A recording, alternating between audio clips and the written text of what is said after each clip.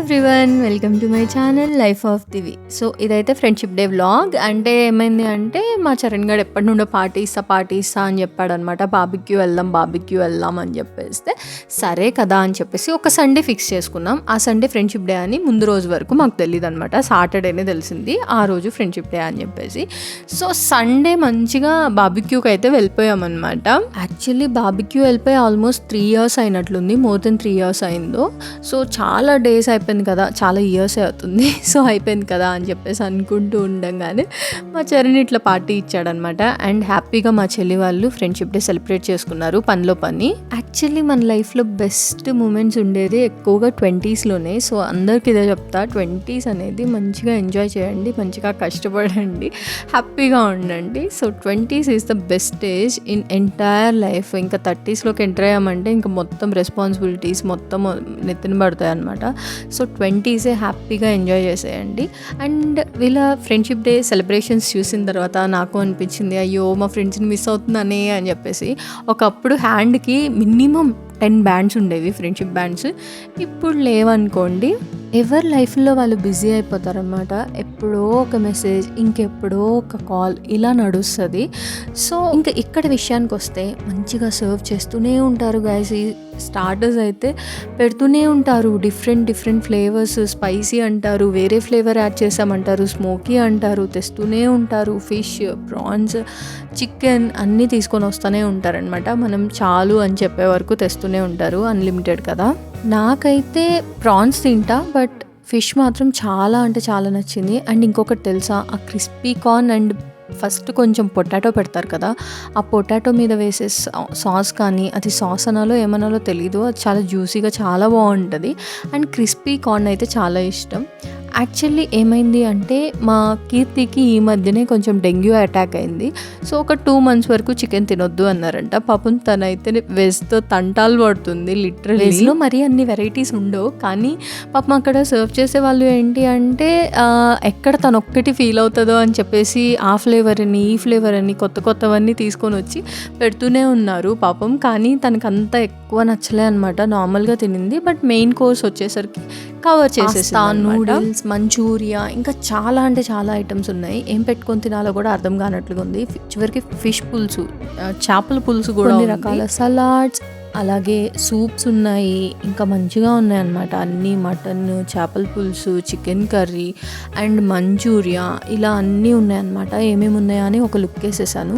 Actually నేను noodles, pasta అవి అంత ఎక్కువ తినను అనమాట. సో నేను బేసిక్గా మంచిగా స్టార్టర్స్ తినేసాము అండ్ బిర్యానీ తిందామని అయితే వచ్చా అనమాట. మీరు ఇలా అన్లిమిటెడ్ బఫెట్కి వెళ్తే ఏది ప్రిఫర్ చేస్తారు అనేది ఒక్కసారి కామెంట్ చేసి చెప్పండి.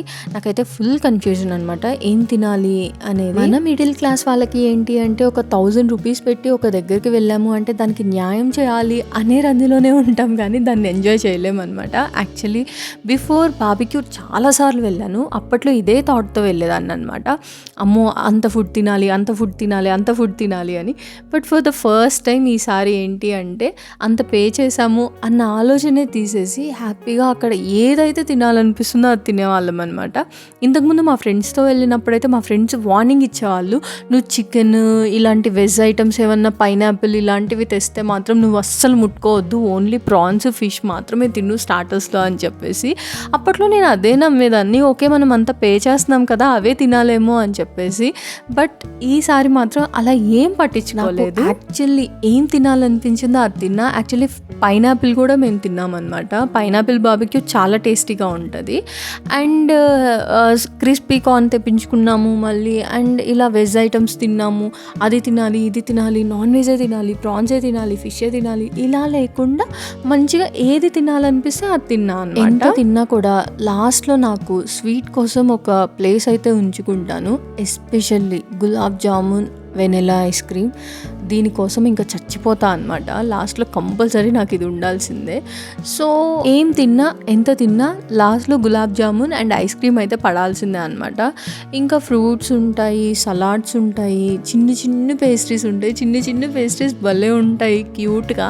బట్ నాకు అంత మరీ ఎక్కువ ఇష్టమేం లేదనమాట, మరి పేస్ట్రీస్ తినాలి అని అయితే అనిపించదు. ఒకప్పుడు తినేదాన్ని, కానీ ఈ మధ్య ఎందుకో బేక్డ్ ఐటమ్స్ మీద అంత ఇంట్రెస్ట్ అనిపించట్లే. సో ఏదో టేస్ట్ చేయాలి కాబట్టి టేస్ట్ చేసిన అంతే. ఒకప్పుడు ఒక 3-4 మెంబర్స్ అట్లా వెళ్ళినప్పుడు ఫ్రీగా ఒక్క మాక్టైల్ అయినా ఇచ్చేవాళ్ళనమాట. బట్ ఈసారి అలా ఇవ్వలేదు. మేము 5 మెంబర్స్ ఉన్నాం కాబట్టి 5 తీసుకోండి బట్ 4కే బిల్లు వేస్తా అన్నాడు. సరే కదా, డిస్కౌంట్ ఇచ్చినట్లే కదా అన్నట్లుగా చూస్తే ఏంటి అంటే ఒక్కొక్క మాక్టైల్ 200 రూపీస్కి తక్కువ లేదు లిటరల్లీ. సో ఒక చిన్న గ్లాస్ ఆఫ్ మాక్టైల్కి 200 రూపీస్ ఎక్స్ట్రా పే చేయడం అవసరమా అని చెప్పేసి మేము దేనికైతే పే చేసామో అంతవరకే తినేసి వచ్చాం. అంతగా అయితే బయటకు వెళ్ళిన తర్వాత ఒక చిన్న కూల్ డ్రింక్ ఆర్ సోడా ఏదో ఒకటి తాగితే అయిపోతుంది కదా అని చెప్పేసి మేమైతే ఎక్స్ట్రాగా ఏం తీసుకోలేదు మాక్టైల్స్ లాంటివి. యాక్చువల్లీ మేమేం చేస్తామో తెలుసా, స్టార్టర్స్ కూర్చున్నప్పుడే మధ్యలో వెళ్ళి అలా ఒక లుక్ వేసి వస్తామన్నమాట. కొంచెం అలా తిరుగుతూ తింటూ ఉంటే అసలు టైమే తెలీదు, ఎక్కువసేపు కూర్చున్నామన్న ఫీలే రాదు. లిటరలీ మేము ఆల్మోస్ట్ 2.5 hours అయితే కూర్చున్నాము. వేరే రెస్టారెంట్స్కి వెళ్ళినప్పుడు ఏంటంటే మనం తినే వరకు బయట ఎవరో ఒకళ్ళు వెయిట్ చేస్తూ ఉంటారు, వాళ్ళకి ప్లేస్ కోసం అట్లా ఉంటుంది అనమాట. అలా ఉన్నప్పుడు మనం కూడా ఫాస్ట్గా తినేసి వచ్చేద్దాం అన్నట్లుగానే ఉంటుంది, కానీ హ్యాపీగా స్పెండ్ చేద్దాం అన్నట్లయితే ఉండదు అనమాట.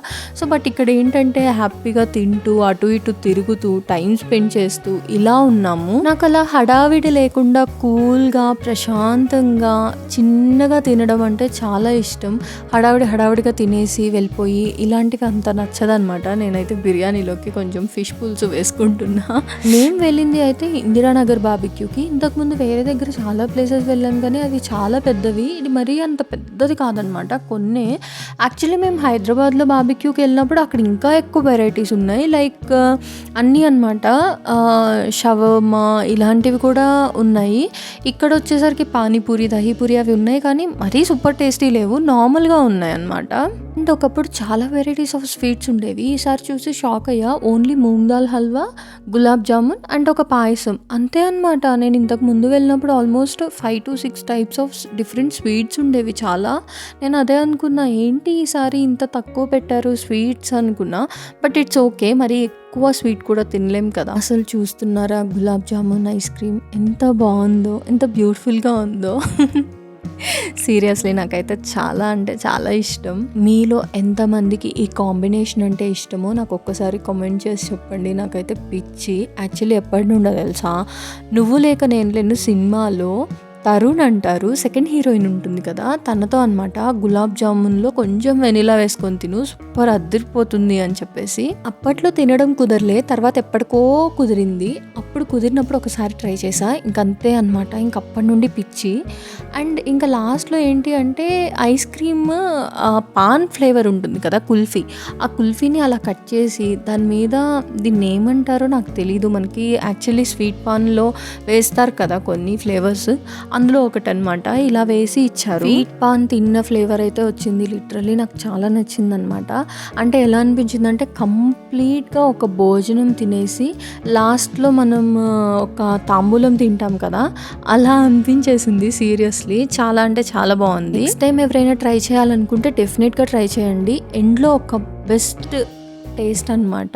ఇంకా ఎండ్ అయిపోయింది అనుకున్న టైంలో మా చరణ్ గాడు అప్పుడెప్పుడో తిన్నాడంట పానీపూరి ఐస్ క్రీమ్. అంటే పానీపూరి ఉండే పూరిలో ఐస్ క్రీమ్ పెట్టి ఇచ్చాడు. ఎట్లుంటుందా అని చెప్పేసి ఒకటి టేస్ట్ చేసా, నాట్ దట్ బ్యాడ్. ఇలా మా చరణ్ గాడు ఇచ్చే పార్టీ కాస్త ఫ్రెండ్షిప్ డే సెలబ్రేషన్స్గా మారిపోయింది అనమాట. ఇంకా హ్యాపీగా తినేసి మంచిగా వెళ్ళి పడుకుందాం అనుకున్నాం. ఆల్మోస్ట్ 4:30 అయిపోయింది. ఇంకా మా చరణ్ అండ్ మా హస్బెండ్ ఏమో బైక్ మీద వెళ్ళిపోయారు, ఇంకా మేమేమో ఆటోలో వెళ్ళిపోతున్నాం అనమాట. ఇలా మా ఫ్రెండ్షిప్ డే సెలబ్రేషన్స్ అయిపోయాయి అనుకోకుండా, అన్ఎక్స్పెక్టెడ్గా. అండ్ ఈ వీడియో మీకు నచ్చితే ప్లీజ్ లైక్ చేయండి, షేర్ చేయండి అండ్ సబ్స్క్రైబ్ చేయండి. ఇలాంటి మరెన్నో వీడియోస్ ఎవ్రీ వీక్ వస్తూనే ఉంటాయి. ప్లీజ్ సపోర్ట్ చేయండి. Thank you so much.